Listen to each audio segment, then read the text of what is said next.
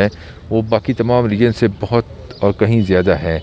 इसके वजह से वहाँ पे ट्रैफिक एजुकेशन लोगों के अंदर ट्रैफिक का से चैलेंजेस यकीनन बहुत ज़्यादा हैं। अभी हाल ही में वज़ीर-ए-आज़म साहब भी यहाँ पे आए थे और उन्होंने यहाँ पे मुख्तलिफ शाहराहों का ग्राउंड ब्रेकिंग की है, जिसके अंदर वेस्टर्न बाईपास है उसकी ड्यूअलाइजेशन है। राजस्थान गवर्नमेंट ने भी ऑफिशियली मेंशन किया है कि जो N25 है उसको ड्यूअलाइज़ किया जाए, क्योंकि वो एक बड़ा फैक्टर जो एक्सीडेंट्स होने का है और रोड सेफ्टी के ऊपर जो मुख्तलिफ खदशात हैं उसकी वजह ये है कि N25 जो कि 836 किलोमीटर है, कराची से लेकर चमन तक जाती है, ये अभी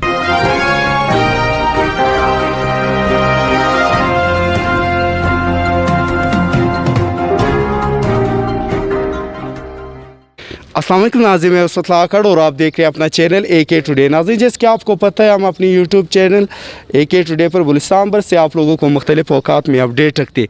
तो आजकल नाज़रीन बलूचिस्तान की कौमी शाहराहों पे हादसा जो है वो ज़्यादा हो रहे, तो इस हवाले से हमने चाहा कि आप लोगों का मोटरवे पुलिस की जो आला अथॉरिटी है इनसे बातचीत कराए, ताकि आवाम के लिए हम क्या ऐसे इकदाम कर सकते हैं मोटरवे पुलिस के साथ मिलकर कि ये जो हादसा है आए रोज़ रोनमा होते हैं इसमें कमी वाक़या यकीनन इसमें कीमती जाने भी रोज़ाना ज़ाया हो रहे। तो इस हवाले से हमारे साथ मोटरवे पुलिस के DIG साहब खड़े हैं, इनसे बातचीत करेंगे। अस्सलाम वालेकुम सर।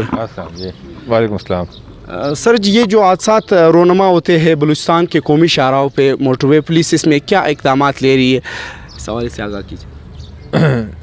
जो मोटरवे बलूचिस्तान में हाईवेज़ का नेटवर्क है ये पाकिस्तान में सबसे ज़्यादा है, बल्कि पाकिस्तान में जितने भी हाईवेज़ का नेटवर्क है उसका 44% बलूचिस्तान में है। इस वक्त जो नेटवर्क यहाँ मौजूद है उसमें उसके सिर्फ 11% पे अभी मोटरवे पुलिस फंक्शनल है और टोटल 4400 किलोमीटर्स में से मोटरवे पुलिस इस वक्त 512 किलोमीटर्स के ऊपर अपनी ड्यूटी सर अंजाम दे रही है। जिस इलाके में जिस रोड पे जिस हद तक हम लोग फंक्शनल हैं, मोटरवे पुलिस ने अपनी भरपूर कोशिश की है साल 2007 से लेके जब से हम इस प्रोविंस के अंदर डिप्लॉय हुए हैं, और उसका एक नतीजा ये है कि उस एरिया के अंदर जो ट्रैफिक सेफ्टी या रोड सेफ्टी की जो एक्टिविटीज़ हैं वो बाकी तमाम रीजन से बहुत और कहीं ज़्यादा है। इसके वजह से वहाँ पे ट्रैफिक एजुकेशन लोगों के अंदर ट्रैफिक कवानीन का शऊर उजागर करना, रोड सेफ्टी के जो मुख्तलिफ एस्पेक्ट्स हैं उनके ऊपर अमल दरामद करवाना, ट्रैफिक इन्फोर्समेंट को बेहतर करना, एक्सीडेंट कंट्रोल करना, वहाँ पे आपको ये एक्टिविटीज़ बड़ी नुमाया नज़र आएंगी।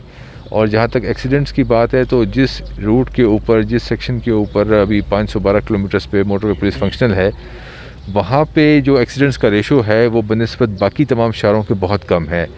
ये एक हकीकत है कि एक्सीडेंट्स का रेशो ओवरऑल शहरों पे ज़्यादा है, और उसमें जिन शहरों के ऊपर जिस सेक्शन के ऊपर हम डिप्लॉय किए गए वहाँ पे जैसे मैंने पहले आपको बताया कि जितने मेजर्स हमने लिए हैं उसकी वजह से एक्सीडेंट्स की शरह में खातिर खा कमी आई है। अब जिन जगहों के ऊपर मोटरवे पुलिस अभी तक मौजूद नहीं है उसका एक प्लान मौजूद है, आहिस्ता आहिस्ता बाकी तमाम जो बड़े बड़े हाईवेज़ हैं वहाँ पे भी Aahista Aahista motorway police function हो जाएगी फेज़ वाइज।